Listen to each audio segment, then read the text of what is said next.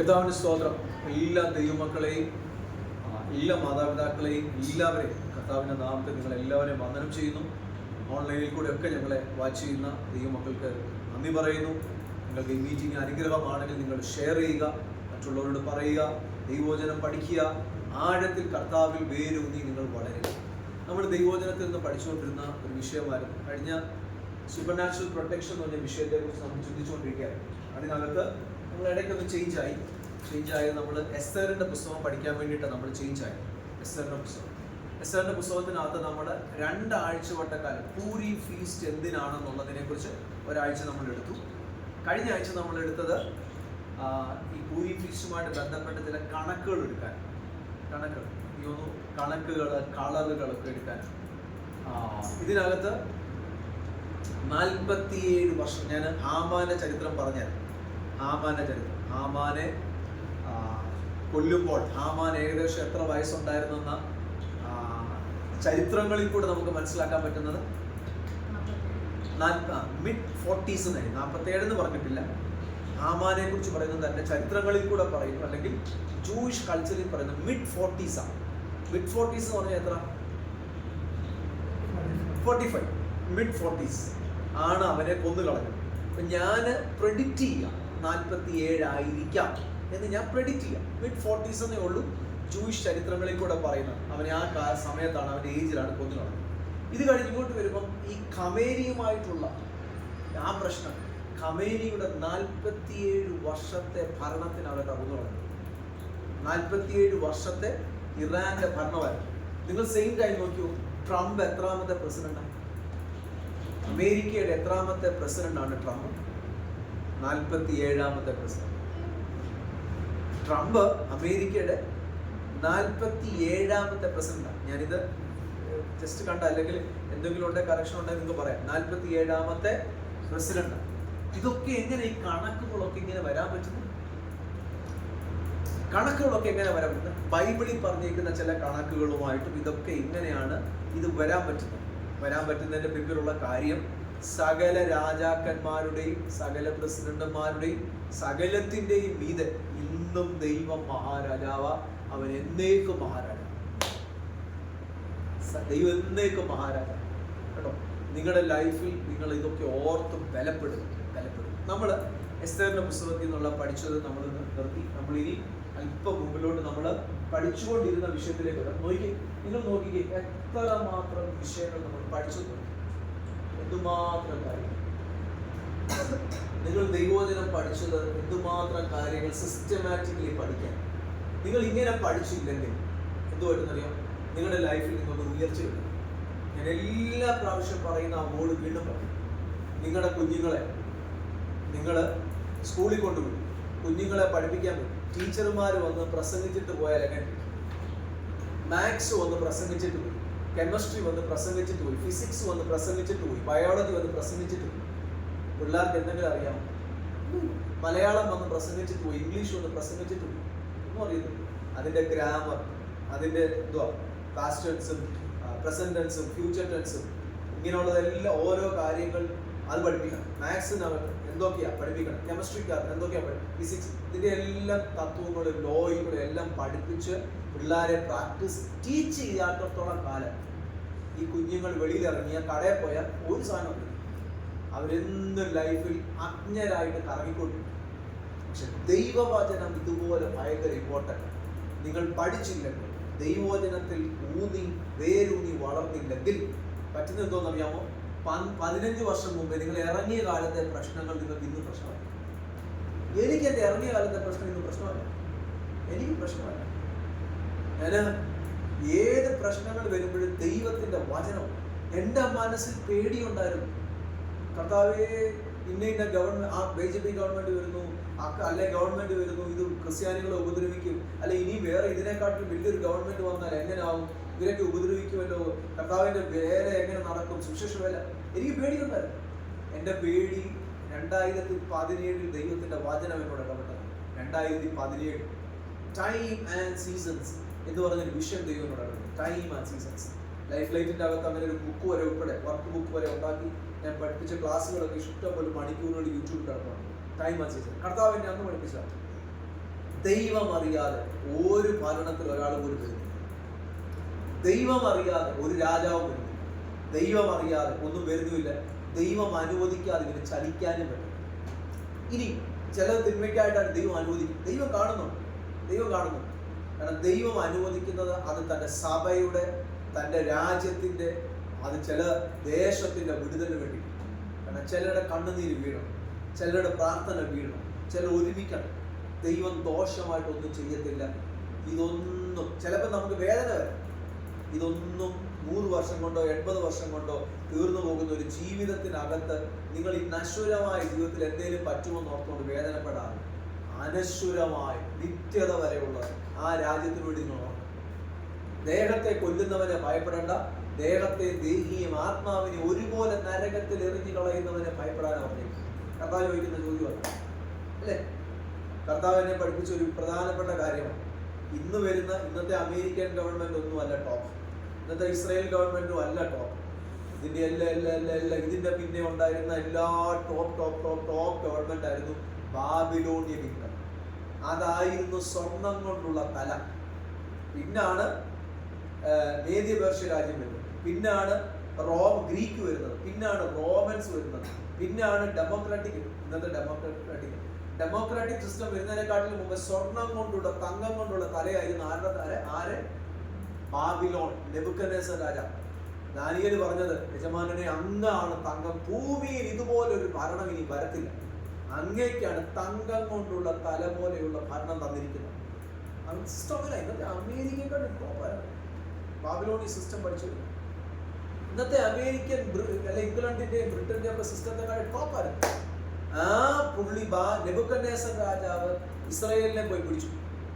ദൈവം പുള്ളിയെ പാഠം പഠിപ്പിക്കുക. അവനോർത്തു ആലയത്തിന്റെ ഉപകരണങ്ങളും പാത്രങ്ങളും എല്ലാം പുള്ളിയുടെ കിട്ടിയപ്പോൾ ദൈവം പുള്ളിയുടെ കഷത്തിലായിപ്പോയി. ദൈവം അവനെ പാഠം പഠിപ്പിക്കാൻ 7 വർഷം കാട്ടിക്കൊണ്ട് പുല്ല് തീറ്റിച്ചു. എന്നിട്ട് ദാനിയേലിൽ കൂടെ പറഞ്ഞു കൊടുത്തു, മോനെ, ആലയത്തിന്റെ ഉപകരണങ്ങളെല്ലാം നിന്റെ തലയിൽ തന്നു നോക്കുന്നു, നീ നെകളിക്കല്ലേ, ഇതിന്റെ മീതെ മഹാരാജാവ്. ഇവന്റെ ഇസ്രായേലിന്റെ പാപം നിമിത്തം അവനെ ഇപ്പൊ തല്ലിയത്. ഇസ്രായേലിന്റെ പാപം നിമിത്തമാ അവനെ തല്ല് കിട്ടിയത്. പക്ഷെ നീ നെകളിക്കണ്ട, 7 വർഷം കാട്ടിക്കൊണ്ടുപോയി എന്തോ ചെയ്തു? പുല്ല് തീറ്റിച്ചു. എന്നിട്ട് 7 വർഷം സുബോധം കൊടുത്ത് മടങ്ങിക്കൊണ്ടുപോയി. അവൻ കാട്ടുമൃഗങ്ങളോടെയായിരുന്നു അവന്റെ താമസം.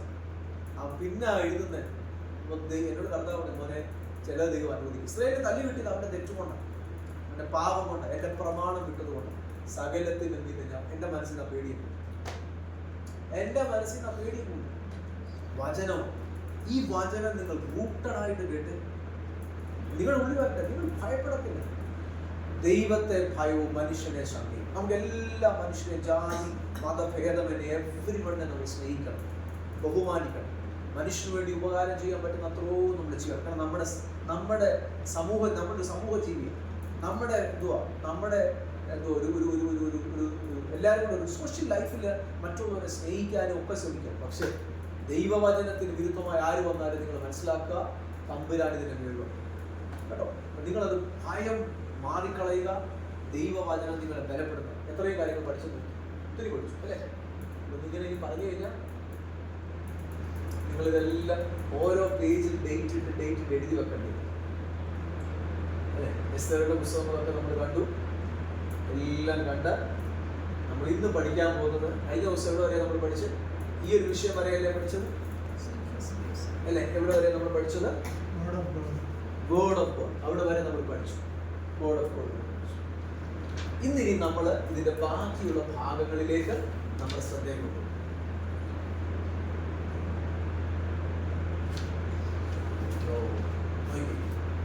ഇനി നമ്മൾ ഇതിന്റെ ബാക്കിയുള്ള ഭാഗങ്ങളിലേക്ക് നമ്മൾ ശ്രദ്ധ കൊണ്ടു. നമ്മൾ ഗോഡ് ഓഫ് ഗോഡ് വരെ പഠിച്ചു അല്ലേ? പഠിച്ചു. ഇനി നമ്മൾ യേശുവിന്റെ രക്തത്തിന്റെ ശക്തിയെ കുറിച്ച് നമ്മൾ കാണാൻ വേണ്ടി, യേശുവിന്റെ രക്തത്തിന്റെ ശക്തി ഇതാണ് നമ്മൾ ഇനി കാണാൻ വേണ്ടി. യേശുവിന്റെ രക്തത്തിന്റെ ശക്തി നിങ്ങൾ വായിച്ചാട്ടെ. 1 യോഹന്നാൻ. ഇന്ന് നമുക്ക് വിടുതൽ എങ്ങനെ എടുക്കാം. ഒരു വ്യക്തിക്ക്, ഒരു കുടുംബത്തിന്, സഭയ്ക്ക് കാവല് നഷ്ടമായിട്ടുണ്ടെങ്കിൽ, അല്ലെങ്കിൽ കാവൽ എന്നുള്ളതിന് പല പേരുകളുണ്ട്. കാവലുണ്ട്, സുരക്ഷ എന്ന് ബൈബിൾ പറഞ്ഞിട്ടുണ്ട്, വേലി എന്ന് പറഞ്ഞിട്ടുണ്ട് അല്ലേ? ദൈവത്തിന് പല പേരുകളുണ്ട്. നിങ്ങൾ ഏത് പേര് പറഞ്ഞാലും ഇതെല്ലാം വന്ന് നിൽക്കുന്നത് കർത്താവ് തരുന്ന സുരക്ഷയാണ്, കർത്താവ് തരുന്ന ആ കാവല്. വേലിയുണ്ട്, കാവലുണ്ട്, ഇംഗ്ലീഷിൽ ഹെഡ്ജ് എന്ന് പറയാം, പ്രൊട്ടക്ഷൻ എന്ന് പറയാം, അല്ലെ, പല വേർഡുകൾ പറയാം. അപ്പം ദൈവം തന്നിരിക്കുന്ന കാവല് സഭയുടെ മീതെന്നോ വ്യക്തികളുടെ മീതെന്നോ കുടുംബങ്ങളുടെ മീതെന്നോ നഷ്ടമായിട്ടുണ്ടെങ്കിൽ എന്താ ചെയ്യേണ്ടത്? ബൈബിൾ പഠിപ്പിക്കുന്ന എങ്ങനെ വിടുതലെടുക്കാം. 1 യോഹന്നാൻ 1:7 പറയും. ഒന്ന് വായിച്ചു. അവൻ വെളിച്ചത്തിൽ ഇരിക്കുന്നത് പോലെ നാം വെളിച്ചത്തിൽ നടക്കുന്നുവെങ്കിൽ നമുക്ക് തമ്മിൽ കൂട്ടായ്മയുണ്ട്.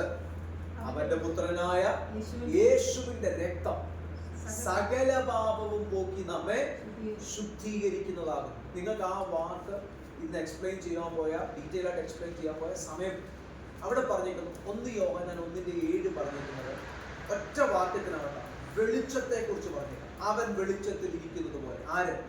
ദൈവം വെളിച്ചമാകുന്നുവെന്ന് 1:5 പറയുന്നു. ദൈവം വെളിച്ചമാകും. യേശു പറഞ്ഞു, ഞാൻ വെളിച്ചമാകും, ഞാൻ ലോകത്തിന്റെ വെളിച്ചമാകും. ദൈവം വെളിച്ചമാകും. യേശു കർത്താവ് വെളിച്ചത്തിൽ ഇരിക്കുന്നത് പോലെ നാം വെളിച്ചത്തിൽ നടക്കുന്നുവെങ്കിൽ നമുക്ക് തമ്മിൽ കൂട്ടായ്മയുണ്ട്.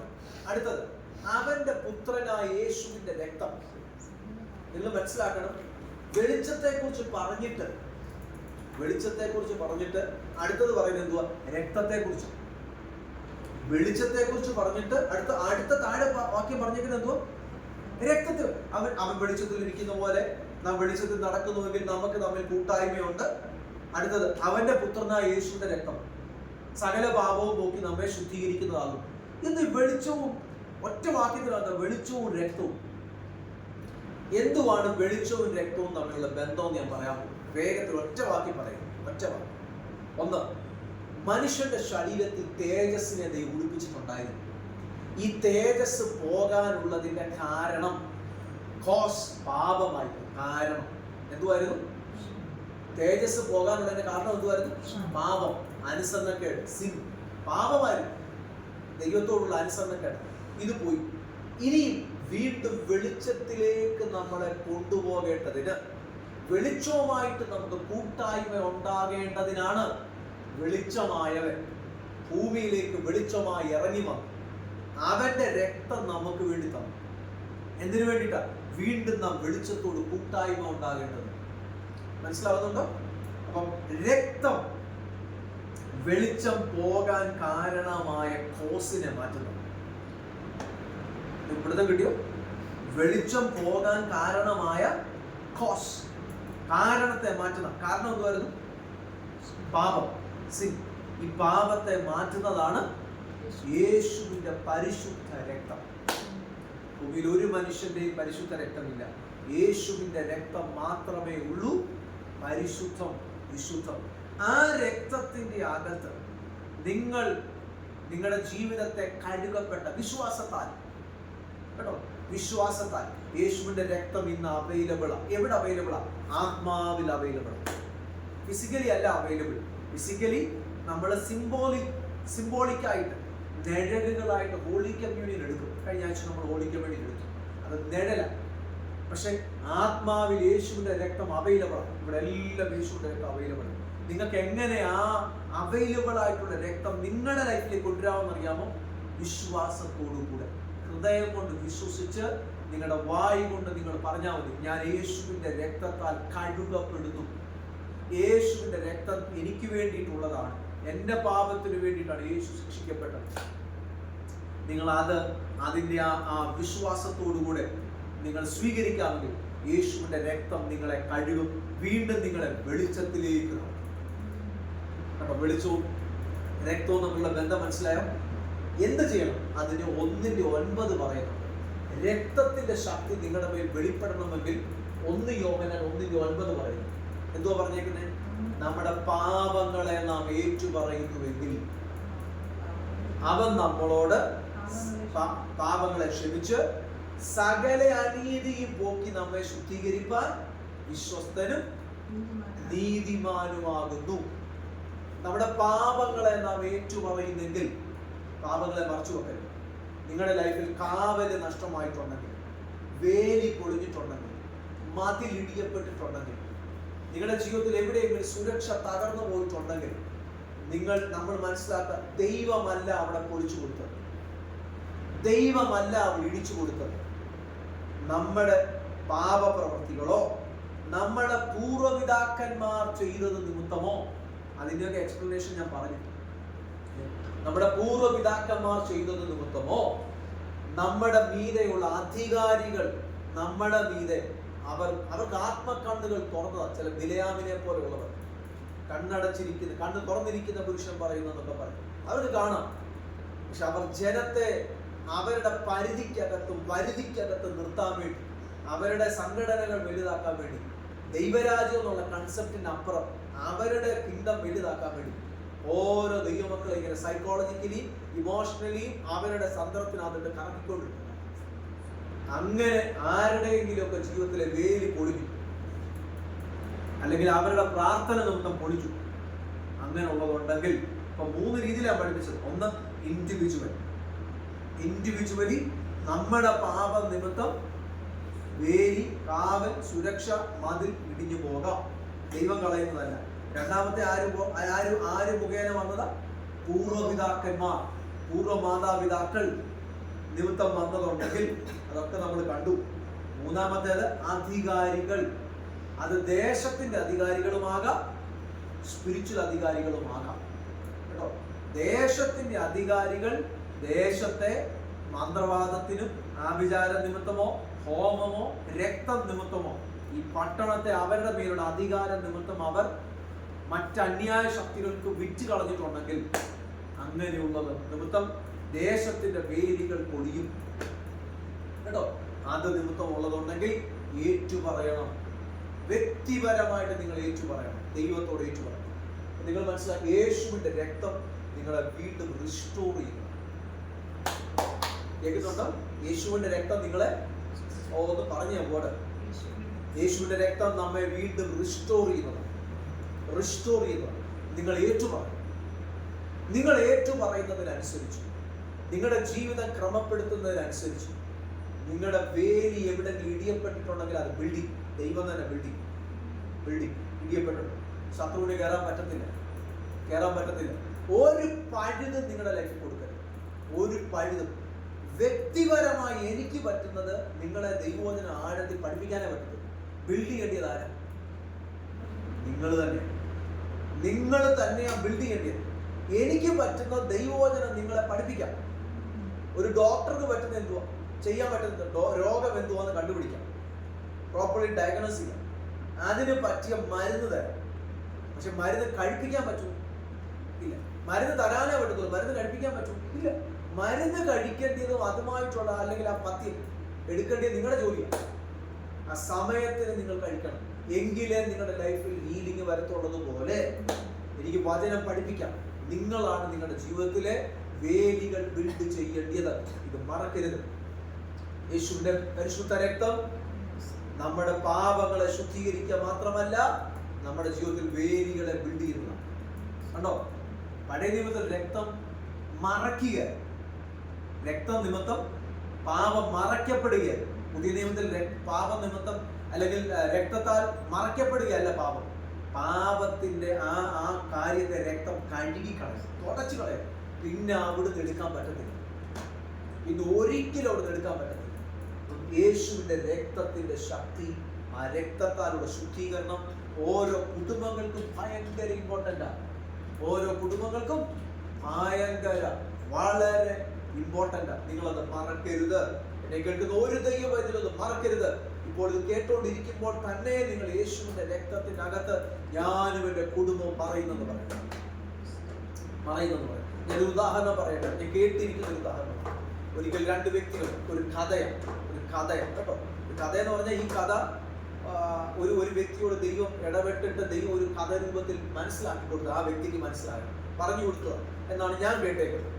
2 വ്യക്തികൾ കാട്ടിൽ കൂടെ നടന്നു പോകുന്ന കൂട്ടത്തിൽ ഒരു വ്യക്തിക്ക് മിടുക്കനം, നല്ല ആരോഗ്യമുള്ള നല്ല വ്യക്തി, മറ്റേ വ്യക്തിക്കും 2 പേരും നല്ല ആരോഗ്യമുള്ളവരാണ്. പക്ഷെ ഒരാൾക്ക് ഒത്ര ഓടാൻ അറിയത്തില്ല, അത്രയും വലിയ കഴിവുകളില്ലാത്ത ഇങ്ങനെ പൊക്കോണ്ടിരിക്കുന്ന കൂട്ടത്തിൽ ഒരു കരടി പെട്ടെന്ന് വന്നു. ഒരു കഥയാണ്. ഒരു കരടി പെട്ടെന്ന് വന്ന സമയത്ത് ഇവർ 2 പേരായിട്ട് ഓടിക്കുക. കരടി വന്ന് ഇവരെ ഓടിക്കുക. ഒന്നാമത്തെ വ്യക്തി ഭയങ്കര ഓട്ടക്കാരനാണ്. അവന് നല്ല ശീഘ്രത്തിൽ ഭയങ്കര സ്പീഡിന് അവൻ ഓടി. രണ്ടാമത്തെ വ്യക്തിക്ക് അത്ര ഓടാൻ അറിയത്തില്ല. പക്ഷെ ഒന്നാമത്തെ വ്യക്തി ആ ഓടി അവൻ പോയി, അവന്റെ ആ കഴിവിൽ ഓടിപ്പോയി. മറ്റേ വ്യക്തി എന്തുകൊണ്ടെന്നറിയാം? യേശുവിന്റെ രക്തമേ, യേശുവിന്റെ രക്തമേ, എന്നെ മറക്കണേ, യേശുവിന്റെ രക്തമേ, എന്നെ മറക്കണേ, യേശുവിന്റെ രക്തമേ എന്ന് പറഞ്ഞിട്ട് അവൻ ഓടുന്നു. അവൻ ഓട്ടം അറിയത്തില്ല. പക്ഷെ ഈ കരടി എന്തോ പറ്റിയെന്നറിയാമോ? ഈ യേശുവിന്റെ രക്തം പറഞ്ഞവനെ കാണാൻ പറ്റുന്നില്ല. യേശുവിന്റെ രക്തം പറഞ്ഞവനെ കാണാൻ പറ്റാതെ ഈ കരടി മറ്റവനെ ആദ്യം മുന്നേ ഓടിയവനെ ഓടിച്ചു തുണ്ടിച്ചു. യേശുവിന്റെ രക്തം ഇവനെ മരണത്തിൽ നിന്ന് പ്രൊട്ടക്ട് ചെയ്യും. സംഹാരകൻ വരാതെ സൂക്ഷിക്കുന്നതാ യേശുവിന്റെ രക്തം. സംഹാരകൻ മരണത്തിൽ, നിങ്ങളിപ്പം കണ്ടോ പഴയ നിയമത്തിൽ പുറപ്പാട് 12 ഫറവോന്റെ കയ്യിൽ നിന്ന് മാത്രമല്ല വിടുവിക്കാൻ പറ്റിയത്. എസ്തേറിന്റെ പുസ്തകത്തിൽ ഹാമാൻ എന്ന് പറയുന്ന ഒരു വ്യക്തിയുടെ കയ്യിൽ നിന്നും, ജെന്നിസൈഡിൽ നിന്നും, വംശഹത്യയിൽ നിന്ന് പോലും എന്റെ യേശുവിന്റെ രക്തത്തിന് വിടുവിക്കാൻ പറ്റും. അത് മാത്രമല്ല, ഖമേനി അദ്ദേഹം ന്യൂക്ലിയർ ബോംബ് ഉണ്ടായിക്കൊണ്ടിരിക്കുക. ഇസ്രയേലിന്റെ മീതെ മൊത്തം കൊണ്ടിടാൻ ഒറ്റ ദിവസം കൊണ്ട് നശിപ്പിച്ചു കളയാൻ, ആബാലവൃത്തം നശിപ്പിച്ചു കളയാൻ. അഡ്വാൻസ്ഡ് ടെക്നോളജിയായി. കാലങ്ങൾ മാറുന്നതിനനുസരിച്ച് കാര്യങ്ങൾ അഡ്വാൻസ്ഡ് ആകുന്നുള്ളൂ. പക്ഷെ പിശാചൊന്നാ, കാലങ്ങൾ മാറുന്നതിനനുസരിച്ച് ടെക്നോളജി മാറി, പേര് മാറി, കളർ മാറി, ഇത്രയൊക്കെ ഉള്ളൂ. പക്ഷെ പിശാചൊന്നാ, ഇവൻ എന്നും ദൈവജനത്തോട് എതിരാ. പക്ഷെ ഒരു കാലത്തും അവൻ ജയിക്കത്തില്ല. ഒരു കാലത്തും പിശാച് ദൈവസഭകളെ ജയിക്കത്തില്ല. ബൈബിൾ പറയുന്നു, ഞാൻ എൻ്റെ സഭയെ പണിയും, പാതാള ഗോപുരങ്ങൾ അതിനെ ഒക്കെ പറഞ്ഞ് നിങ്ങൾ ജയിക്കത്തില്ല. അപ്പൊ അങ്ങനെ ഉണ്ടെങ്കിൽ ദൈവത്തിന് ഈ തലമുറയിൽ നമ്മളെ വിടുവിക്കാൻ പറ്റുമോ? ഓ, കരുണ സ്തോത്രം ചെയ്ത് യേശുവിന്റെ രക്തം, അല്ലേ? Blood of Jesus. അടുത്തത് ഫോർഗീവ്നെസ്. ഫോർഗീവ്നെസ് ഒത്തിരി പേരുടെ ലൈഫിൽ പറ്റുന്ന ഒരു മിസ്റ്റേക്ക് ക്ഷമയില്ലായ്മ. ക്ഷമയ്ക്ക് അവർ കണ്ടീഷൻ. നിങ്ങൾ ഈ ബൈബിളിലെ വാക്യങ്ങളെല്ലാം വായിച്ചു. അതിനർത്ഥം പരിജ്ഞാനമില്ലാതെ ജീവിക്കണമെന്നുമല്ല കേട്ടോ. പരിജ്ഞാനമില്ലാതെ ജീവിക്കണം. ഒരാൾ വന്ന് നമ്മളെ ചതിച്ചിട്ട് പോയി, പിന്നെയും പോയി ക്ഷമിച്ച്, അയാളോട് ക്ഷമിച്ചു വിട്ടേ, ഇനി അദ്ദേഹത്തോട് നമുക്ക് വലിയ ബന്ധത്തിന് പോകണം. നമ്മളെ ചതിച്ചവൻ, പക്ഷേ അദ്ദേഹത്തിനടുത്ത് വീണ്ടും പോയി പരിജ്ഞാനമില്ലാതെ തലവെച്ച് കൊടുക്കാനല്ല. എന്തുവാ ഈ താഴ്മയെന്ന് പറഞ്ഞാൽ? പരിജ്ഞാനമില്ലായ്മ എന്നല്ല ഓടിന്റെ അർത്ഥം. താഴ്മയ്ക്കകത്ത് പരിജ്ഞാനം, പക്ഷെ അദ്ദേഹത്തോട് റിവെഞ്ച് പറഞ്ഞു, അദ്ദേഹത്തിന്റെ നന്മകളെ അദ്ദേഹത്തിന് കുറ്റം പറഞ്ഞു, അല്ലെ? അദ്ദേഹത്തിനെ പുട്ട് ഓൺ ചെയ്തു. ഇത് ചെയ്യും. ബൈബിള് പറയുന്നത് എന്തുവാ? അവന്റെ കാള വീട് കിടക്കുന്ന കണ്ടാൽ അതിനെ എഴുന്നേൽപ്പിച്ചു. നിന്റെ ശത്രുവിന്റെ കാള വീട് കിടക്കുന്ന കണ്ടാൽ അതിനെ എഴുന്നേൽപ്പിക്കും. അവൻ ബുദ്ധിമുട്ടായി കിടക്കുന്ന കണ്ടാൽ നീ പോയി അവന്റെ കൂട്ടത്തിൽ ഒരു തൊഴിയോടെ കൊടുക്കും, അല്ലെ? അവന്റെ നന്മയെ നീ മുടക്കരുത്. അവന്റെ കാര്യങ്ങളെ പറഞ്ഞ് നീ അവനെ പുട്ട് ഓൺ ചെയ്യും. ഇല്ല, അവന് നന്മ ചെയ്യും. പക്ഷെ നീ അവനോട് സഹകരിക്കാൻ പോണ്ട. നിന്നെ ഉപദ്രവിച്ചത് കൊണ്ടോ, നിന്റെ പണം മോഷ്ടിച്ചത് കൊണ്ടോ, പക്ഷെ നീ അവന്റെ ജീവിതത്തിൽ ഒരു ദോഷം ചെയ്യാൻ പോകരുത്. നിന്റെ വാക്കുകൊണ്ടും പ്രവൃത്തി കൊണ്ടും. യേശു കർത്താവിന്റെ വചനം പഠിപ്പിക്കുന്നു ക്ഷമിക്കാൻ. ആണോ? കർത്താവിന്റെ വചനം എന്താ പഠിപ്പിക്കുന്നത്? ക്ഷമിക്കാൻ. ഞാൻ ചിലപ്പോൾ ദൈവവചനം പഠിക്കുമ്പോൾ ചില ആൾക്കാരുണ്ടല്ലോ ഈ പഴയ നിയമത്തിന്റെ സിസ്റ്റത്തിലാണ് ജീവിക്കുന്നത്. ദാവീദിന്റെ ഉള്ളിൽ വാശിയുണ്ടായി. ദാവീദിനെ ഷിമെയി ശപിച്ചു. ആരാ? കീശിൻ, ബെന്യാമീൻ ഗോത്രത്തിലെ കീശിന്റെ തലമുറയിലുള്ള ഷിമെയി ശപിച്ചു. ദാവീദ് ഇത് മനസ്സിൽ വെച്ചുകൊണ്ട് നടന്നു. കൊട്ടാരമൊക്കെ കിട്ടി. അന്ന് വലിയ വലിയ കാര്യങ്ങളൊക്കെ ദാവീദ് പറഞ്ഞെങ്കിൽ പോലും കൊട്ടാരമൊക്കെ കിട്ടിക്കഴിഞ്ഞപ്പോൾ പുള്ളിയുടെ മനസ്സിൽ ഇത് വേദനയായിട്ട് കിടക്കും. പുള്ളി ശലോമോനോട് പറഞ്ഞു കൊടുത്തു, നിന്റെ ജ്ഞാനത്തിൽ അവനെ സമാധാനത്തോടെ പാതാളത്തിലേക്ക് ഇറക്കല്ലെന്ന്. ശിമയെ ശലോമോൻ അവന്റെ തന്ത്രം ഉപയോഗിച്ചു. ശിമയെ കൊന്നുകളഞ്ഞു. അങ്ങനെ പലരെയും കൊന്നുകളഞ്ഞു. പലരെയും കൊന്നുകളഞ്ഞത് അവന്റെ ജ്ഞാനം. ദാവീദ് മനുഷ്യനായിരുന്നു. ദാവീദിന്റെ ഉള്ളിലും പകയും വെയിലും കയ്പും ഉണ്ടായിരുന്നു. അത് ദാവീദിന്റെ ജീവിതത്തെ അസ്വസ്ഥമാക്കിയിട്ടുണ്ട്. പക്ഷെ ദാവീദ് പുത്രനായ നമ്മുടെ വാഴ്ത്തപ്പെട്ട കർത്താവ് കാണിച്ചു തന്നത് പകയുള്ളവരോട് ചെയ്യാനല്ല. ക്രൂശിൽ കിടക്കുമ്പോഴും അവസാന മൊഴി പറഞ്ഞത് ഇപ്രകാരം, പിതാവേ, ഇവർ ചെയ്യുന്നത് ഇന്നലെന്നറിയായ്മ കൊണ്ട് ഇവരോട്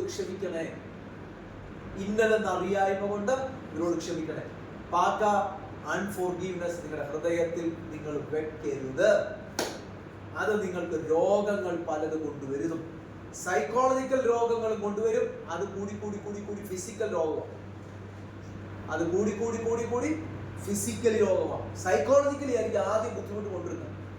അതാണ് ബുദ്ധിമുട്ട് നമ്മുടെ ശരീരത്തിൽ. ഞാനൊരു ക്ലാസ്സുകൾ കേട്ടു, അതിനകത്ത് പറയുന്നത് നമ്മുടെ നെഗറ്റീവ് ഇമോഷൻസ് നമ്മുടെ ശരീരത്തിനകത്ത് ഇങ്ങനെ പ്രൊഡ്യൂസ് ചെയ്ത് ക്യാൻസർ പോലെയുള്ള രോഗങ്ങൾ കൊണ്ടുവരുന്നതിന്റെ പിന്നിലുള്ള കാരണം അൺഫോർഗീവ്നെസ് ആണ്. എല്ലാ ക്യാൻസറിന്റെ കാര്യമാണോ എന്ന് എനിക്ക് അറിയത്തില്ല. പക്ഷെ ഞാൻ കണ്ട ആ ഒരു ക്ലാസ്സിനകത്ത്, ഒരു മെഡിക്കൽ ക്ലാസ്സിനകത്ത് അവർ പറയുന്നത് നമ്മുടെ ശരീരത്തിലേക്ക് നെഗറ്റീവ് ഹോർമോൺസ്, ഇമോഷൻസ് എല്ലാം ആയിരിക്കണമെന്നില്ല, എനിക്കറിയത്തില്ല. പക്ഷെ ആ ക്ലാസ്സുകൾ ഞാൻ കണ്ടപ്പോൾ ഇങ്ങനെ എനിക്ക് മനസ്സിലായി, നമ്മുടെ ലൈഫിൽ നെഗറ്റീവ് ഇമോഷൻസ് വരും, അൺഫോർഗീവ്നെസ് വരില്ല അല്ലേ? നമ്മുടെ ക്ഷമ എന്ന് പറയുന്ന കാര്യം നിങ്ങളുടെ ലൈഫിൽ ഉണ്ടായിരിക്കണം. നിങ്ങൾ ദൈവവചനം പഠിപ്പിക്കുന്നത് നിങ്ങൾ പഠിച്ചു. അത് നിമിത്തം ചിലപ്പോൾ വേലികൾ ഉടഞ്ഞു പോകും, വേലികൾ തകർന്നു പോകും. നമ്മുടെ വേലി ബിൽഡ് ചെയ്യണമെങ്കിൽ നമ്മൾ ക്ഷമിക്കുന്നവരാകണം. അടുത്തത് റിഡംഷൻ, കർത്താവ് നമ്മളെ വീണ്ടെടുത്തിരിക്കുന്നു എന്നുള്ള വചനം നമ്മൾ ഉരുവിടണം. ഒന്ന് വായിച്ച് എഫേസ് ലേഖനം 1:7. അതിക്രമങ്ങൾ അല്ലെ, അവൻ ക്രൂശിൽ ചൊരിഞ്ഞ രക്തം കൊണ്ട്, വാക്യം നോക്കിക്കേ, അതിക്രമങ്ങളുടെ മോചനമെന്ന വീണ്ടെടുപ്പുണ്ട്. എഫേസ് ലേഖനം 1:7.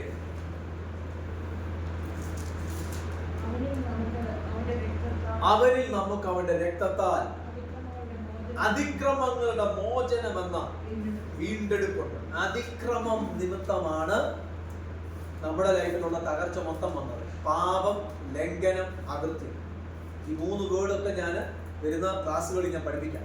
പ്രത്യേകിച്ച് ജനറേഷൻ പ്രോബ്ലങ്ങളെ കുറിച്ച് എടുക്കുമ്പോൾ പഠിപ്പിക്കാം. പാപം, ലംഘനം, അകൃത്യം. ചിലത് പാപം നമ്മൾ ഏറ്റു പറയാം, ഉപേക്ഷിക്കാം. ലംഘനം, മറച്ചു വെക്കൽ, അത് ഏറ്റു പറയാം. പക്ഷെ അകൃത്യം ചിലതിന് ഡീപ് കൺഫെഷൻ കേട്ടോ. ഓരോ വിഷയത്തിന് ഡീപ് കൺഫെഷൻ. അകൃത്യം, അവൻ നമ്മളോട് ക്രൂശിൽ ചൊരിഞ്ഞ രക്തം കൊണ്ട് അതിക്രമങ്ങളുടെ മോചനമെന്ന വീണ്ടെടുപ്പ് നിങ്ങൾ ഇപ്പോൾ ക്ലെയിം ചെയ്യണം. കർത്താവേ, ഞങ്ങളുടെ ജീവിതത്തിൽ അതിക്രമങ്ങളെ, അകൃത്യത്തെ മോചിക്കണേ. ഞങ്ങളുടെ പിതാക്കന്മാർ ചെയ്തത്, ഞങ്ങളുടെ മീതെ ആരെങ്കിലും അധികാരികൾ പറഞ്ഞിട്ടുള്ളതുകൊണ്ട്, കാരണങ്ങൾ കൂടാതെ ഒന്നും വരത്തില്ല, പറഞ്ഞിട്ടുള്ളതുകൊണ്ട് ദൈവമേ ക്ഷമിക്കണേ. ഞങ്ങളുടെ വീടിന് ചുറ്റും, ഞങ്ങളുടെ വ്യക്തിപരമായ ജീവിതത്തിനോട് കാവല് നൽകണം. കാവല് ഭയങ്കര ഇമ്പോർട്ടൻ്റ്. ഞാൻ 2 നാടൻ ഉദാഹരണം നിങ്ങളോട് പറയാം. 2 നാടൻ ഉദാഹരണം. ഞങ്ങള് വർഷങ്ങൾക്ക് പുറകെ, ഞാൻ ബാംഗ്ലൂർ വന്നിട്ട് 25 വർഷത്തിൽ കൂടുതലാണ്. ബാംഗ്ലൂരിൽ വരുന്നതിനൊക്കെ മുമ്പേ എൻ്റെ കൊച്ചിലെ ഞങ്ങളുടെ വീട്ടില് വിറക് കൊണ്ടാണ് അന്ന് അടുപ്പ് കത്തിച്ചുകൊണ്ട്. ഇപ്പൊ അങ്ങനത്തെ സാഹചര്യം വന്നോണ്ടിരിക്കുകയല്ലേ. ഗ്യാസിന്റെ പ്രശ്നം വന്നുകൊണ്ട് വിറകിനകത്ത് മാറാൻ വേണ്ടി കർത്താവിനോട് പ്രാർത്ഥിക്കാം. കർത്താവ് ഹോർമൂസ് കടലിടുക്കൊക്കെ തുറക്കട്ടെ, നമുക്ക് കാര്യങ്ങളൊക്കെ എണ്ണയും ഇന്ധനവും അങ്ങനെയുള്ളതൊക്കെ ദൈവം, അല്ലെങ്കിൽ ആ വഴികളൊക്കെ തുറക്കട്ടെ, യുദ്ധത്തിനകത്ത് വലിയ സമാധാനം ഉണ്ടാകട്ടെ. ഒത്തിരി ലോകരാജ്യങ്ങൾ, ഒത്തിരി മനുഷ്യന് ബുദ്ധിമുട്ടും. ഓക്കെ, അന്ന് ഞങ്ങളുടെ അവിടെ ആണെങ്കിൽ തീ കത്തിക്കുന്നതിന്റെ താഴെ പാതകം എന്ന സാധനം ഉണ്ടായി. പാതകം, അതിന്റെ താഴെ വിറകുകൾ കൊണ്ട് സ്റ്റോർ ചെയ്ത് വെക്കും. മഴയ്ക്ക് മുമ്പേ ഒത്തിരി വിറകുകൾ സ്റ്റോർ ചെയ്യും. വിറകിനകത്തൊക്കെ ചിലപ്പോൾ ചെതലുകൾ, ചെതലുകൾ ഇങ്ങനെയൊക്കെ കയറുമായിരുന്നു. ഞങ്ങള് രാത്രിയിൽ എപ്പോഴെങ്കിലും വെള്ളം കുടിക്കാൻ വേണ്ടി വരുമ്പോൾ ലൈറ്റ് ഇടുമ്പോൾ പാറ്റ തൊടിതൊടിക്കെ പോകുന്നതാണ്. അപ്പൊ ആ സമയത്ത് ഞങ്ങൾ അവിടെ കിച്ചണൊക്കെ കഴുകിയിട്ട് വെള്ളം പോകാൻ വേണ്ടി ഒരു പൈപ്പും വെളിയിലോട്ട് ഇട്ടിട്ടുണ്ട്. എനിക്ക് നിങ്ങൾ ഓർക്കുന്നുണ്ടായിരിക്കും, പൈപ്പും വെളിയിലോട്ട് കഴുകി അങ്ങനെ സ്ലോപ്പ് എല്ലാം വെച്ചിട്ട് വെള്ളം എല്ലാം കഴുകി അങ്ങനെ പോകും. തുടയ്ക്കുന്ന പരിപാടിയെക്കാട്ടി കൂടി കഴുകുക. അപ്പൊ ഇങ്ങനെ വെച്ചിട്ടുണ്ട്. ഒരു രാത്രി എഴുന്നേറ്റ് വന്നപ്പം പാറ്റാവളൊക്കെ അങ്ങനെ ഇങ്ങനെ പോകും. അപ്പൊ എൻ്റെ ഫാദർ ആണെങ്കിൽ മിലിറ്ററിയിൽ നിന്ന് വരുന്ന സമയത്ത് ഇതെല്ലാം എടുത്ത് വെളിയിലിട്ട് എല്ലാം തല്ലിക്കുടഞ്ഞ് എന്തൊക്കെയോ DDT ഒക്കെ ഇട്ട് അല്ലെങ്കിൽ സ്പ്രേ ചെയ്ത് എല്ലാം കഴിഞ്ഞിട്ട് ഇത് കൊണ്ട് അടുക്കുന്നു. അപ്പൊ പാറ്റ എല്ലാം ഒത്തിരി കൊന്നു കളയും. ഞങ്ങൾ അന്ന് ചെന്ന് കഴിയുന്ന സമയത്ത് പാറ്റ ഒന്നും കാണാനില്ല. അല്ലെങ്കിൽ ഈ വിറകെല്ലാം എടുത്ത് വെളിയിൽ കൊണ്ട് കളഞ്ഞ് അവിടെ എല്ലാം മണ്ണെണ്ണയെല്ലാം ഒഴിച്ച് DDT എല്ലാം ഇട്ട് കഴിഞ്ഞ് കഴിഞ്ഞാൽ ചിലപ്പോൾ പാറ്റയില്ല, എല്ലാം ക്ലീനായിരിക്കും. ഇങ്ങനെ പിശാചിന് ഇതുപോലെ കയറിയിരിക്കാൻ എവിടെയെങ്കിലും ഇടമുണ്ടാക്കി മാറ്റി. ക്ഷുദ്രജീവികൾക്ക് കയറിയിരിക്കാൻ ഇടം വേണം, ഇരുട്ട് വേണം. അതുപോലെ നമ്മുടെ ജീവിതത്തിൽ എവിടെയെങ്കിലും കയറിയിരിക്കാൻ ജീവിതത്തിലോ വീട്ടിലോ കുടുംബത്തിലോ ഇടമുണ്ടെങ്കിൽ മാറ്റിക്കളയണം. എന്നും വെച്ചേക്കല്ല. അതൊരു പക്ഷെ പകയായിരിക്കാം, പിണക്കമായിരിക്കാം, അൺഫോർഗീവ്നെസ് ആയിരിക്കാം, വാശിയായിരിക്കാം, റിവെഞ്ച് ആയിരിക്കാം, പകരം വീട്ടണമെന്നുള്ളതായിരിക്കാം, പലതരത്തിലുള്ളതായിരിക്കാം. ഇതെല്ലാം എടുത്തു കളയാം. അല്ലെ അവരുടെ 2 വർത്താനം പറയാനുള്ളതായിരിക്കും. ഇതൊന്നും വെച്ചേക്കെ അല്ലേ. ഇനി അടുത്തൊരു ഉദാഹരണം, നാളെ ഉദാഹരണം. ഒരിക്കൽ ഒരു ദിവസം ഞാൻ വെള്ളം കുടിക്കാൻ വേണ്ടി കൂടെ ഇറങ്ങി വന്നപ്പോൾ, ഞാനമ്മ മമ്മിയാണ് ആരുടെ ഇറങ്ങി വന്ന സമയത്ത് ലൈറ്റ് ഇട്ട സമയത്ത് പെട്ടെന്ന് കാണാം വീടിനകത്ത് ഞങ്ങളുടെ ഫ്രിഡ്ജൊക്കെ വെച്ചേക്കുന്നതാണ് പാമ്പ്. വീടിനകത്ത് പാമ്പ്. എന്നെ പെട്ടെന്ന് വിളിച്ചു. ഞങ്ങളുടെ ഡൈനിങ് റൂമിനകത്ത് പാമ്പ് ഇരിക്കുന്നു എന്നെ വിളിച്ചു. പപ്പായിരിക്കും. ഞാൻ വന്ന് അന്ന് രാത്രി തന്നെ നോക്കിയാണ്, അതിനെ വിടാൻ പറ്റത്തില്ല, എവിടെ പോയി വിളിക്കുന്നത്. ലൈറ്റ് എല്ലാം അടിച്ച് എല്ലാം നോക്കി. ഇപ്പൊ മമ്മിയോട് വലിയൊരു പാമ്പാ, നീളമുള്ളൊരു പാമ്പാ എന്ന് പറഞ്ഞു. ഞാൻ ലൈറ്റ് എല്ലാം അടിച്ച് നോക്കി ഒരു സ്ഥലത്ത് നോക്കിയപ്പോൾ ഏതോ ഒരു കോർണറിൽ പാമ്പ്. അതിനെ എടുത്ത് കളഞ്ഞു. അന്നത്തെ കാലത്ത് അതിനെ എടുത്ത് കളഞ്ഞു. ചങ്ക് വരെയെന്നത് പാമ്പ എടുത്ത് കളഞ്ഞു. പക്ഷെ എനിക്കൊരു സംശയം എന്താ പറയാ, ഇത് ഈ മുറിക്കകത്ത് എവിടുന്ന് പാമ്പ് പോയി? കഥകളെല്ലാം അടച്ചിട്ടേക്കുന്നത് എവിടുന്ന് പാമ്പ്? ഞങ്ങൾ ആകെപ്പാടെ നോക്കിയിട്ടൊന്നും കാണാൻ പറ്റുന്നില്ല, മനസ്സിലാകില്ല. കഥകളെല്ലാം അടച്ചിട്ട് ഞങ്ങളുടെ കഥകൾ അടയ്ക്കുമ്പോൾ ഒരു വിടവില്ല. അത് നല്ലതായിട്ട് അടച്ചു കഴിഞ്ഞ് കഴിഞ്ഞാൽ പ്രസ്സായിരിക്കുന്നത്, അതിന് വിടവില്ല. എങ്ങനെ കയറാൻ പറ്റും? പിന്നീട് മനസ്സിലായി, ഒരു ദിവസം ഞാൻ എന്തോ കാര്യത്തിന് വേണ്ടി ഒരാഴ്ച വരെ കഴിഞ്ഞപ്പോൾ മനസ്സിലായി, ഈ വെള്ളം വെളിയിലോട്ട് തൂത്ത് കളയാൻ വേണ്ടി ഒരു പൈപ്പ് കൊടുത്തിട്ടുണ്ട്. ആ പൈപ്പിനകത്തും ഈ പാമ്പ് കയറി വന്നു. വെള്ളം വെളിയിലോട്ട് പോകാൻ വേണ്ടി തറ കഴുകിയിട്ട് ഫ്ലോർ കഴുകിയിട്ട് വെള്ളം പോകും, അതിനകത്തോട്ട് കയറി. ഞങ്ങൾ എന്തോട്ട് അറിയാമോ, അതിനകത്ത് പൈപ്പിനകത്ത് പേപ്പർ കയറ്റി വെച്ചിട്ട് അടച്ചു. ഈ വെള്ളം കഴിയുന്ന സമയത്ത് തുറന്നാൽ മതിയല്ലോ, കുത്തിവിട്ടാൽ മതിയല്ലോ. എവിടെങ്കിലും ഓപ്പണിംഗ് ഉണ്ടെങ്കിൽ അതുവഴിയെ വിശാലിന് കയറാൻ പറ്റില്ല.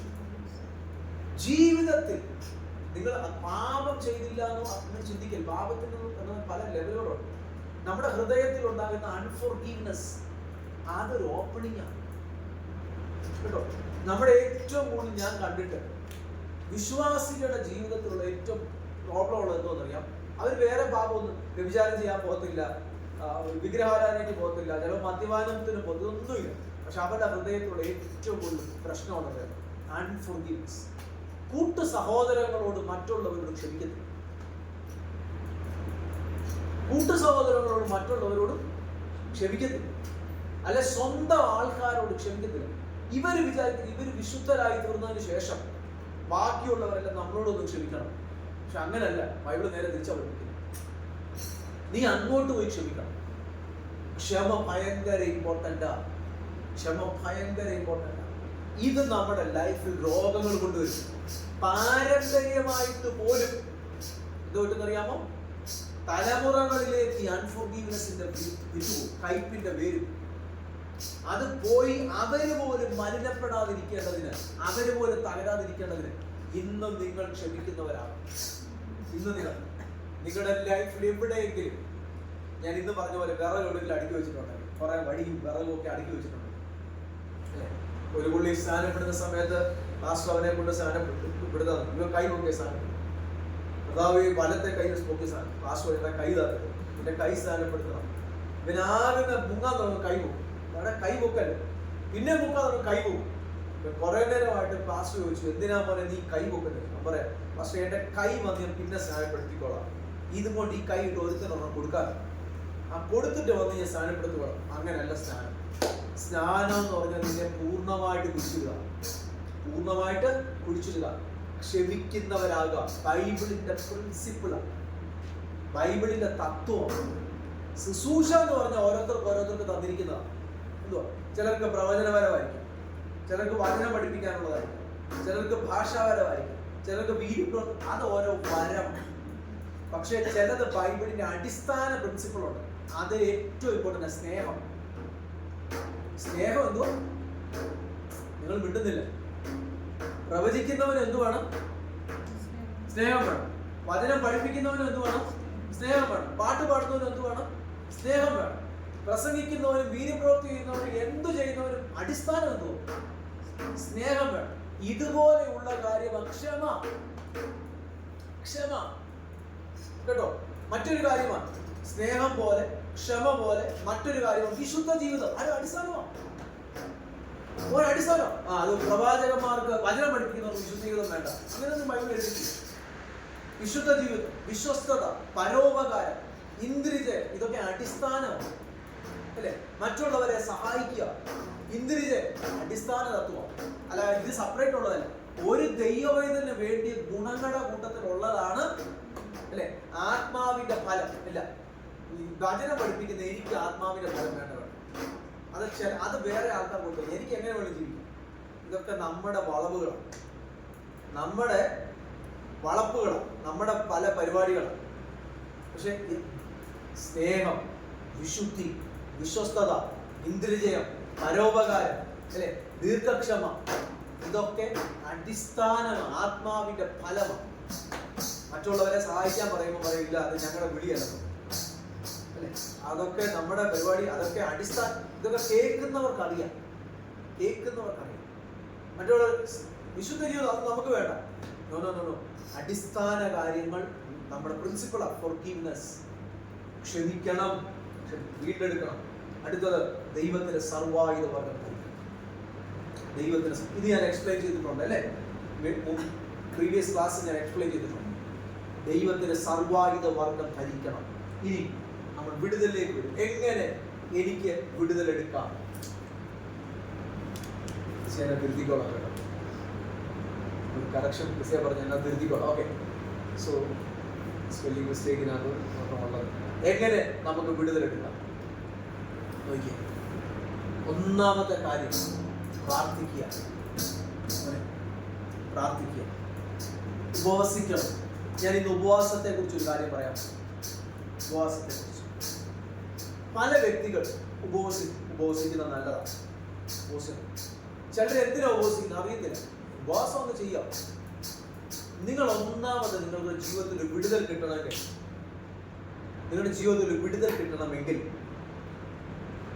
നിങ്ങളുടെ ലൈഫിൽ എന്തുവാണ് പ്രോബ്ലം എന്നുള്ളത് ഐഡന്റിഫൈ ചെയ്യും.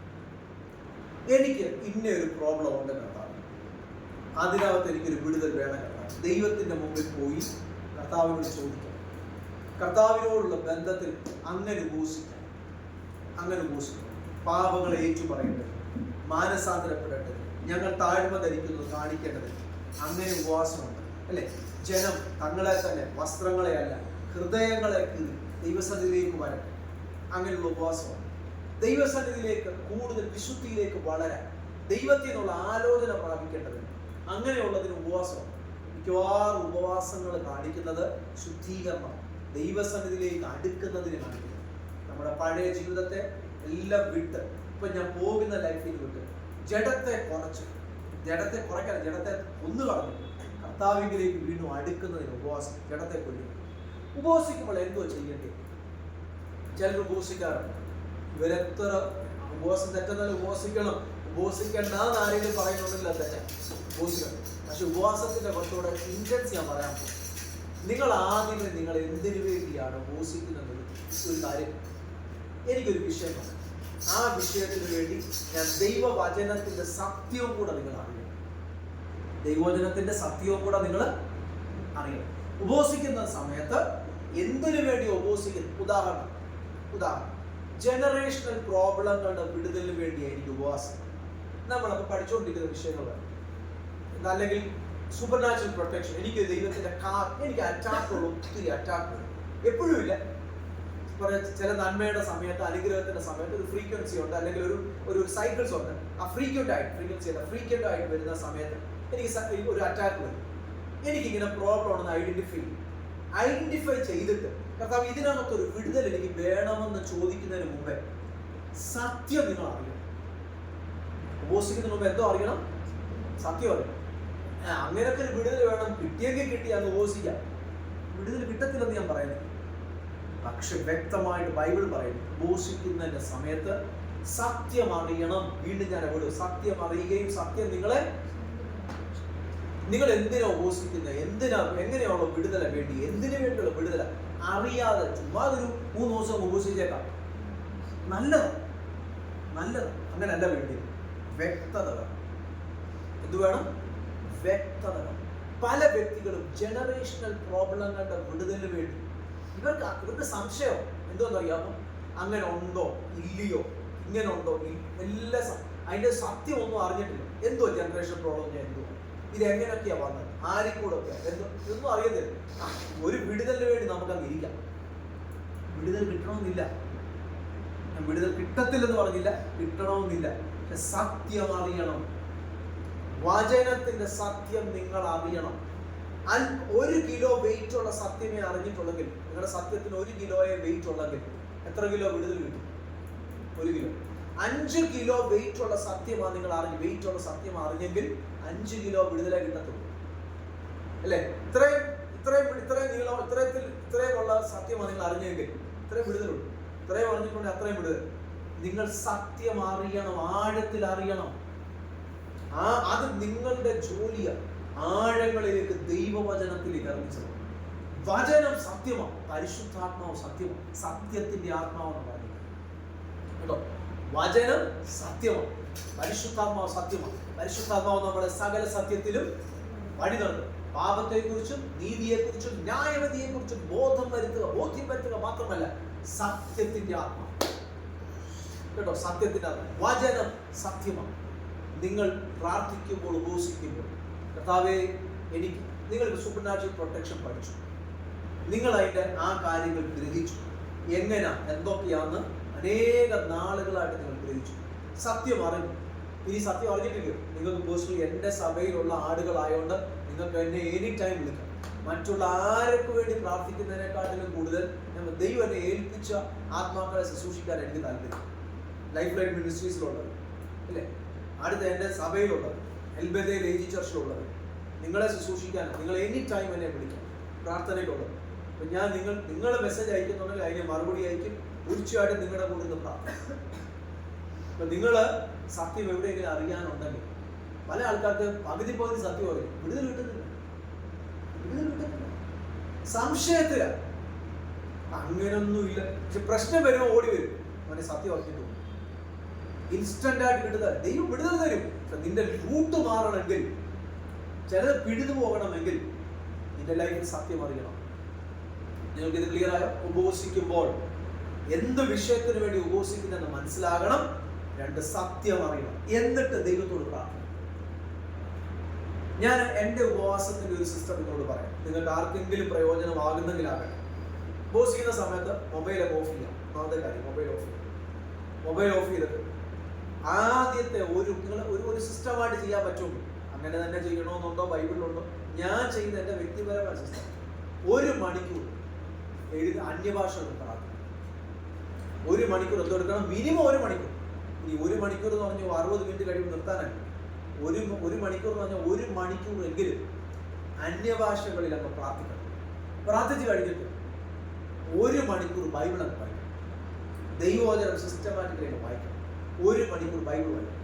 അത് കഴിഞ്ഞ് അടുത്ത 1 മണിക്കൂർ അങ്ങ് വർഷിപ്പ്. പാട്ട് പാടാനോ പറ്റുവാനോ പാട്ട് പാടാം, അല്ലെങ്കിൽ ഏതെങ്കിലും നല്ല വർഷിപ്പ് സോങ് ഇട്ടിട്ട്, നല്ല അഭിഷേകമുള്ള അഭിഷക്തരായ അനേക ദൈവവൃത്തിയന്മാർ പാട്ട് പാടിയിരുന്നു. അങ്ങനെയുള്ള വർഷിപ്പ് സോങ് അതിൻ്റെ കൂട്ടത്തിൽ നിങ്ങളൊന്ന് വർഷിക്കണം. അല്ലെങ്കിൽ നിങ്ങളുടെ അകത്ത് ദൈവാത്മാവ് തരുന്ന പാട്ടായിരിക്കും. ഞാൻ കഴിഞ്ഞ ആഴ്ച, ഈ ആഴ്ച സെലക്ട് ചെയ്ത പാട്ട് യേശുവേ ഒരു വാക്ക് പാടി. പിന്നെ രാത്രി ഞങ്ങൾ പാട്ട് പാടില്ല. രാത്രി 3 മണിക്ക് ഞാനും എൻ്റെ കുറച്ച് സ്നേഹിതന്മാരും കൂടി ഇന്ന് രാത്രി ഒരു മീറ്റിംഗ് കഴിഞ്ഞിട്ട് 2-3 പേരോ ഞങ്ങൾ ഒരുമിച്ച് രാത്രി 2 മണിക്ക് ശേഷം വർഷിപ്പ് ചെയ്യാൻ ഭയങ്കര ദൈവസാന്നിധ്യം, ദൈവവചനം പഠിപ്പിച്ചതിന് ശേഷം രാത്രി 2 മണി വരെ, എനിക്ക് 3 മണി വരെ ക്ലാസ് ഉണ്ടായിരുന്നു. 3 മണി വരെ ക്ലാസ് ഉണ്ടായിരുന്നു. 3 മണിയായിട്ട് ഭയങ്കര ദൈവസാന്നിധ്യം. ഞങ്ങളെല്ലാം കൂടെ കൂടിയിരുന്ന്, കുറെ ഫ്രണ്ട്സ് എല്ലാം കൂടെ കൂടിയിരുന്ന് രാത്രി ആ പാട്ടിട്ടോട്ടെ, യേശുവേ ഒരു വാക്ക്.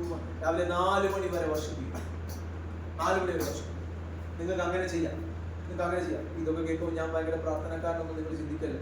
കർത്താവ് തരുന്ന കൃപയ്ക്ക് അനുസരിച്ച് ഞാൻ ഓടുന്ന ആളാണ്. ഓക്കെ, സോ അങ്ങനെ ചെയ്യും. അടുത്തത്, നിങ്ങൾക്ക് അടുത്ത 1 മണിക്കൂർ എന്തെടുക്കാൻ, എന്ത് വിഷയത്തിന് വേണ്ടിയാണ് നിങ്ങൾ ഇരിക്കുന്നത് അങ്ങനെയുള്ള ദൈവവചനം.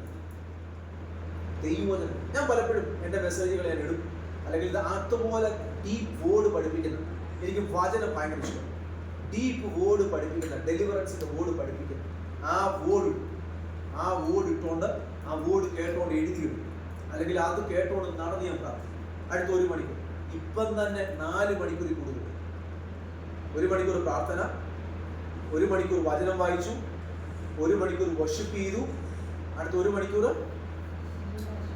അന്യഭാഷ പ്രാർത്ഥന പറഞ്ഞു. അന്യഭാഷ പ്രാർത്ഥിച്ചു, ബൈബിൾ വായിച്ചു, വർഷിപ്പ് ചെയ്തു, 1 മണിക്കൂർ മെസ്സേജ് കേട്ടു. വീണ്ടും അന്യഭാഷ പ്രാർത്ഥിക്കാം. വീണ്ടും എന്ത് പറ്റുന്ന അന്യഭാഷ പ്രാർത്ഥിക്കും. വീണ്ടും അന്യഭാഷ പ്രാർത്ഥിക്കുന്ന സമയത്ത് ആ സമയത്ത് ദൈവം തരുന്ന വാക്കുകളൊക്കെ ഡിക്ലെയർ ചെയ്യും. യേശുവിന്റെ നാമത്തിൽ വിടുതലുകൾ ഉണ്ടാകണം. ഡിക്ലെയർ ചെയ്യും. സമയം പോകുന്ന അറിയത്തില്ല. നിങ്ങളുടെ അകത്തെ മനുഷ്യൻ ആഹാരം കഴിക്കും. അത് ആഹാരം കഴിഞ്ഞ് അകത്തെ മനുഷ്യൻ ബലപ്പെടുക. അത് കഴിഞ്ഞിട്ട് നിങ്ങൾക്ക് വേണമെങ്കിൽ ഒരു അല്പസമയം ഒന്ന് എന്തെങ്കിലും കാര്യങ്ങൾ റെസ്റ്റ് ചെയ്യുക, എന്തെങ്കിലും കാര്യങ്ങളൊക്കെ ചെയ്യും. അടുത്ത വീണ്ടും ഇതേ സിസ്റ്റം ചെയ്യും. സമയം പോകുന്ന അറിയത്തില്ല. ഉപവസിക്കുന്ന സമയത്ത് മാക്സിമം ദൈവത്തോട് കൂടെ തന്നെ ഇരിക്കാം. മാക്സിമം എന്ന് പറഞ്ഞത് പൂർണ്ണമായിട്ട് ദൈവത്തിൻ്റെ കൂടെ ഇരിക്കാമെങ്കിൽ വളരെ നല്ല. അല്ല, നിങ്ങളുടെ ഓരോ ജോലി, നിങ്ങളുടെ ആരോഗ്യം അനുസരിച്ച് ദൈവത്തിലൂടെ ഇരിക്കാം. വിടുതൽ നിങ്ങളുടെ പേര് കർത്താവ് തന്നിരിക്കും. ഉപവസിക്കുമ്പോൾ, പ്രാർത്ഥിക്കുമ്പോൾ, ചില ചൂടടിക്കുമ്പോൾ ചിലത് പുറത്തിയാണ്. നിങ്ങളെ ഉപവസിപ്പിക്കാതിരിക്കാൻ, പ്രാർത്ഥിക്കാതിരിക്കാൻ, നിങ്ങളെ ഇറിറ്റേറ്റഡ് ആക്കാൻ ആകെപ്പാടെ പിശാച് വരും. ആ വരുന്നതിനെ അതിന്റെ തലയെ തകർത്ത് കളയും. ചാടി വരുന്നതിനെ രോഗമാണോ ചാടി വരുന്നത്, അതിന്റെ തല തകർത്ത് കളയും. പ്രശ്നമാണോ എഴുന്നേറ്റ് വരുന്നത്, അതിന്റെ തല തകർത്ത് കളയും. പലരും ഈ സമയത്ത് എന്തോടുക്കുന്നത് അറിയാമോ? ഇത്രയും നാളും ഉപവസിക്കുമ്പോൾ ഒരു കുഴപ്പമില്ല. പക്ഷെ ഇപ്പൊ അങ്ങോട്ട് ഈ സമയത്ത് ഉപവസിക്കുമ്പോൾ, അല്ലെ ഈ വ്യക്തികളോട് ഉപവസിക്കുമ്പോൾ, ഈ ദൈവവചനം കേൾക്കുമ്പോൾ എനിക്കത് ബുദ്ധിമുട്ടാണ്. മനെ നിന്നെ കേൾപ്പിക്കാതിരുത്താൻ. വരുന്നതിന് രോഗമായിരിക്കും, പ്രശ്നമായിരിക്കും, ഇതിനോടൊന്നും പ്രതികരിക്കാൻ പോകണ്ട. ചാടി വരുന്നതിനെ, അതിന്റെ തലയെ തകർത്ത് കളയുക, അതിന്റെ വേരുൾപ്പെടെ വിടുതൽ കളയുക. പിന്നെ നിങ്ങളുടെ ലൈഫിൽ വിടുതൽ. നമുക്ക് ഇന്ന് ഇവിടെ കൊണ്ട് നിർത്താം. നമ്മുടെ സമയം ഓടിക്കും. പ്രാർത്ഥിക്കുക, ഉപവസിക്കുക, ഇതൊക്കെ നിങ്ങളോട് പഠിപ്പിച്ചാൽ ഇതുകൂടെ വേഗത്തിൽ ഞാൻ പറയാം. വ്യക്തിപരമായിട്ടുള്ള പാപം, ലംഘനം, അകൃത്യം, ഇതെല്ലാം ഞാൻ പഠിക്കില്ല. പാപം, അകൃത്യം, ലംഘനം, സിൻ, ഇനിക്വിറ്റി, ട്രാൻസ്ഗ്രഷൻ. ഓക്കെ, അടുത്തത് കുടുംബപരമായിട്ടുള്ള ഈ വിഷയങ്ങളൊക്കെ നിങ്ങൾ ഡീറ്റെയിൽ ആയിട്ട് ഞാൻ പഠിപ്പിക്കാം. ജനറേഷണൽ പ്രോബ്ലങ്ങൾ ഇത് കഴിഞ്ഞാൽ ദൈവം അനുവദിച്ചാൽ ക്ലാസ് എടുക്കണമെന്ന് ആഗ്രഹിക്കും. ഓരോ ആഴ്ചയിലും ദൈവമക്കൾക്ക് വേണ്ടി ആ ജനറേഷൻ പ്രോബ്ലത്തിൽ ഒത്തിരി വിഷയം, ഒത്തിരി കാര്യങ്ങൾ പഠിക്കാം. ഓരോന്നിനും നമുക്ക് വേരോടെ പോയാൽ. കാരണം വചനം നിങ്ങൾ പഠിക്കുന്നത് നിങ്ങളുടെ ലൈഫ് വിടുതലായിട്ട്. 2-3 വർഷം കൊണ്ട് നിങ്ങളുടെ ലൈഫിൽ പല പ്രശ്നങ്ങൾ, കഴിഞ്ഞ നാളുകളിൽ നിങ്ങളെ ബുദ്ധിമുട്ടിച്ച പ്രശ്നങ്ങൾ ഇനി നിങ്ങളുടെ ലൈഫിൽ പ്രശ്നങ്ങളല്ലാതെ നിങ്ങൾക്കതിനെ ജയിക്കാനുള്ള ദൈവത്തിന്റെ വചനത്തിന്റെ മർമ്മങ്ങളെ വചനത്താല യേശു കർത്താവ് സാത്താനെ ജയിച്ചത്. വചനത്താലാണ് യേശു കർത്താവ് സാത്താനെ ജയിച്ചത്. വചനത്താലും അവന്റെ ആത്മശക്തിയാൽ നിങ്ങൾ ജയിക്കാൻ നിങ്ങൾ റെഡിയായിരിക്കും. ഇതെല്ലാം ഞാൻ പഠിപ്പിക്കാം. ഇത് അല്പം എക്സ്പ്ലെയിൻ ചെയ്യേണ്ടതാ, അതുകൊണ്ട് ഞാൻ ഇതിവിടെ നിർത്തുക. എക്സ്പ്ലെയിൻ ചെയ്യും വ്യക്തിപരമായിട്ടും ഇതെല്ലാം നമുക്ക് വരുന്ന ആഴ്ചകളിൽ കാണാം. പ്രാർത്ഥിക്കുക, ഉപവസിക്കുക, ദാനിയേൽ പ്രാർത്ഥിച്ചു, ഉപവസിച്ചു. ഈ വിഷയങ്ങളെല്ലാം തുറന്ന് പ്രാർത്ഥിക്കും. അത് കഴിഞ്ഞിട്ട് ഡിക്ലറേഷൻ ഉണ്ട്. വചനം ഡിക്ലെയർ ചെയ്യും.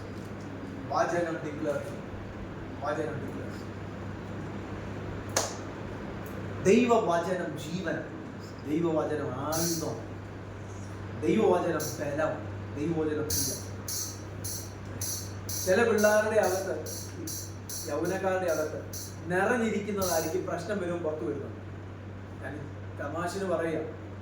ചില പിള്ളേരുടെ അകത്ത് ചില പണ്ടത്തെ പിള്ളേർ ബാലരമ്മയും ബാലമംഗളും എല്ലാം ഫുള്ളാണ് വായിക്കും. അവന് ഭയങ്കര ഇഷ്ടമാണ്. പണ്ടത്തെ നമ്മളൊരു കഥ പറയും.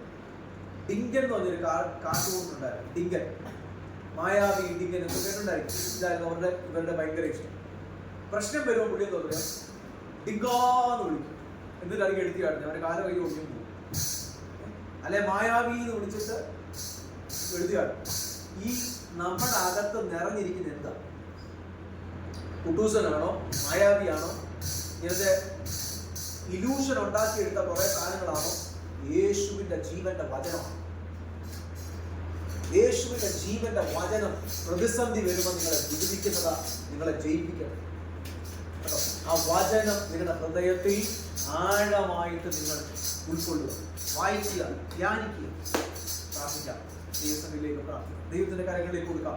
ഓരോ വ്യക്തികളുടെ ജീവിതത്തിൽ നിങ്ങൾ വ്യക്തിപരമായി വിടുതലെടുക്കുക. പ്രാർത്ഥിക്കുക. മറക്കരുത്, വ്യക്തിപരമായി നിങ്ങൾ വിടുതലെടുക്കുക. ഘോഷിക്കാനും പ്രാർത്ഥിക്കാനും ഇരിക്കുക.